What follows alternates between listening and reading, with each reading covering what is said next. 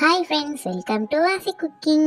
இன்றைக்கி நம்ம சோயாவை வச்சு கோலா உருண்டை வாங்க. எப்படி கறி டேஸ்ட்லேயே இருக்கும், அப்படியே சோயாவில் செஞ்ச மாதிரியே இருக்காது. வாங்க எப்படி செய்யலான்னு பார்க்கலாம். அதுக்கு சோயாவை சுடுதண்ணியில் போட்டு நல்லா ஊற வச்சு இந்த மாதிரி பிழிஞ்சு தண்ணியை தனியாக எடுத்துக்குவோம்.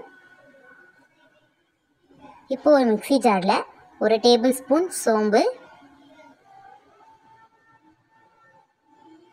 வெங்காயத்தை இந்த மாதிரி சின்ன சின்னதாக கட் பண்ணி சேர்த்துக்குவோம்.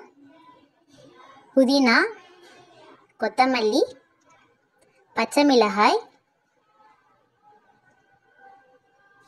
2 டேபிள் ஸ்பூன் பொட்டுக்கடலை, 1 டேபிள் ஸ்பூன் மிளகாய்த்தூள், 1 டேபிள் ஸ்பூன் கரம் மசாலா அரைச்சி எடுத்துக்குவோம்.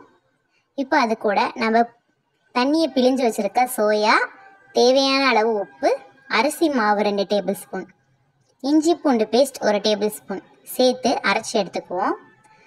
இப்போ அது கூட கருவேப்பிலை, சின்ன சின்னதாக நறுக்கின வெங்காயம் 1 சேர்த்து எல்லாத்தையும் மிக்ஸ் பண்ணி எடுத்துக்குவோம். இந்த மாதிரி சின்ன சின்ன உருண்டைங்களாக போட்டு எடுத்துக்குவோம்.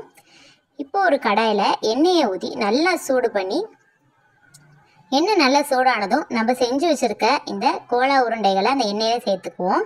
அவ்வளோதான், கோலா உருண்டை ரெடி ஆயிடுச்சு. இதை உங்கள் வீட்டில் ட்ரை பண்ணி பாருங்கள். ஆசி குக்கிங்ஸை சப்ஸ்கிரைப் பண்ணுங்கள். தேங்க்யூ ஃபார் வாட்சிங். பாய்.